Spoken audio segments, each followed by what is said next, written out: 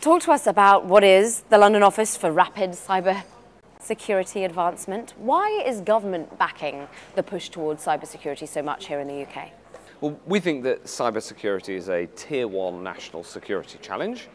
We've seen the attacks from criminals and also from foreign state actors, but it's also a big opportunity. It's an opportunity, yes, to get the security of our tech industry and the use of tech right across the country right, but it's also a big export opportunity because we in the UK have great expertise in cybersecurity, and as artificial intelligence is increasingly used in cyber, another area where we have global leading expertise, we think that there's a big economic opportunity as well as obviously the need for security. So the two come together. Talk to us about the artificial intelligence push, because we seem to have announcement after announcement. Why this readiness to keep on reminding everyone of our commitment to this particular sector? Well, it's not just about reminding people that we're committed to AI and to cybersecurity. It's that we think that being at the front of these new technologies is mission critical to our success in the 21st century. And I mean that both in terms of the economic impact. AI in particular, by its nature, because the technology learns and improves, whoever's at the lead of the race in terms of artificial intelligence is going to get a big positive impact on their economy. But ultimately it's geopolitical too. The leaders in new technologies then can get the strongest economies. This is over the long term. And especially as we leave the European Union, Britain's place in the world is as a technologically advanced, forward-looking, open nation. And artificial intelligence is at the cutting edge of that right now. We have some of the best companies in the world. DeepMind is the best algorithmic design company in the world. It was recently, a few years ago, taken over by Google, but chose to stay in the UK because of the expertise here and also the ethical underpinnings of the work that they do. And I'm delighted that Demis Hassabis, who co-founder of DeepMind, has today agreed to join the government as an advisor to our Office for AI to make sure that in government we're doing what is necessary to stay at the front of this race. You mentioned that, as we exit the EU, it's mission critical. Is there a risk that we will see France, which is also plowing money into AI, overtake when it comes to our neighbour? Well, I think President Macron is doing a great job and in terms of promoting France, but the lead that we have here in the UK is very, very significant, and we are absolutely determined not to let that lead slide. So I think, as it happens, I think that improvements in France and French embrace of modern technology is good for the UK too, because it's about the overall ecosystem. You want to pinch our talent? There is no way we're going to let the French take our very significant lead in this area. Just look in the last year, investment in tech has doubled into the UK, with a third biggest destination for tech. And in fact, the figures out this morning showed that we're the lead destination for investment across the piece in Europe. So there is a absolutely huge momentum in the UK.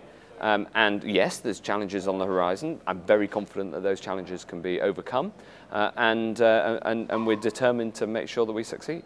How deeply is AI being rooted within the government, and indeed cyber threats being tackled by parts of the government? It was only a year ago we were looking at how the NHS was almost brought to a standstill because of WannaCry. Yes, it's very important that we do this within the government as well as support it in the wider economy. Clearly, cybersecurity in government is a big issue, and we are constantly strengthening our cyber defences, but our adversaries are also strengthening their techniques, so it's a constant battle. I think that the putting together the National Cybersecurity Centre a couple of years ago has given us a real capacity to make sure that we entrench the best cybersecurity possible across government. And other countries around the world, when I travel around the world, ask how we did it and how they can follow suit. Because, cybersecurity bubbled up as an issue over quite a long period of time, and lots of different bits of government focused on cyber themselves. And then we brought that capacity together along with GCHQ in putting the NCSC together. It's been a great success so far, very strong leadership under Kieran Martin, and it's playing a really important role. But we are constantly vigilant, and I'd never say never to future attacks on the government, because our adversaries are trying all the time. The government have also been trying to lure in investment, or indeed celebrate the investment that's being put to work. We've had Salesforce just plough in more than $1 billion, or close to $2 billion, into the UK for the next 5 years. How much do you think large technology companies are still welcome in London, welcome in the UK, and wanting to put money to work?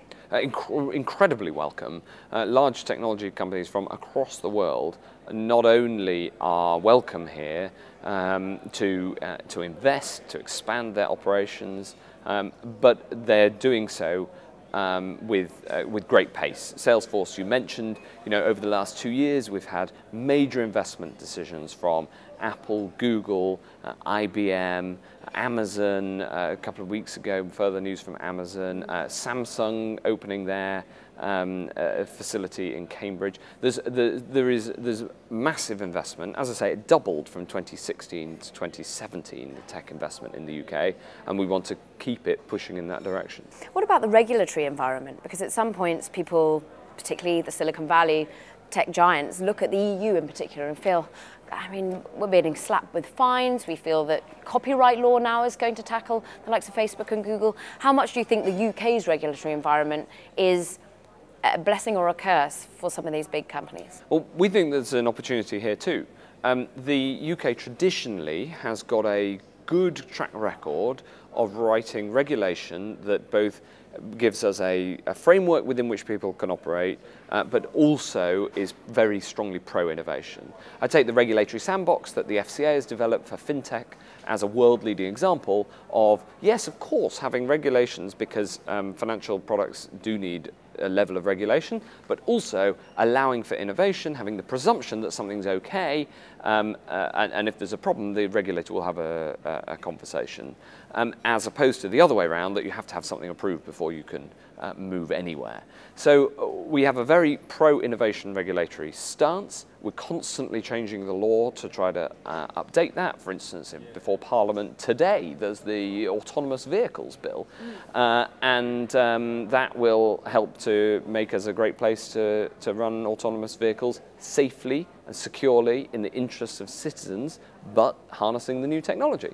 And likewise, the Data Protection Act brought the GDPR, the European legislation, into UK law, but also exercised a number of derogations to be more pro-innovation than if we just brought it in wholesale, within the limits of what GDPR allows. We think that that is a really good rule, and even though we're leaving the European Union, we're going to keep it, because we think it's a good balance between privacy and innovation. Some of our innovative companies that have been born and bred in the UK, the likes of Sky, are so innovative that become targets. What do you think about the consolidation within the media space as well, as being yourself, digital, culture, media and sports? Well, I certainly see it happening. I'm the quasi-judicial decision maker in some of these mergers, so I'm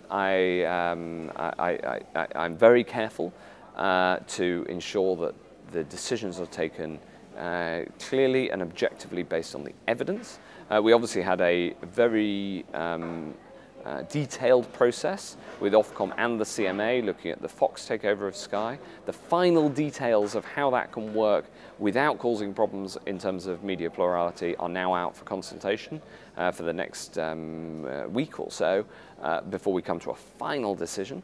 Also, the Comcast proposed takeover we looked at and decided that didn't raise concerns. So that's, now there'll be a takeover contest, should that proceed as billed. And I think that the position that we take in the UK, that the government doesn't take a strong view on these mergers generally, outside of these specific rules both competition and media plurality and the media rules around mergers. I think the fact that the politicians don't then express a view between different potential bidders, I think that is a real strength for our economy. It's one of the reasons we get so much investment here. And so I'm going to keep abiding by it.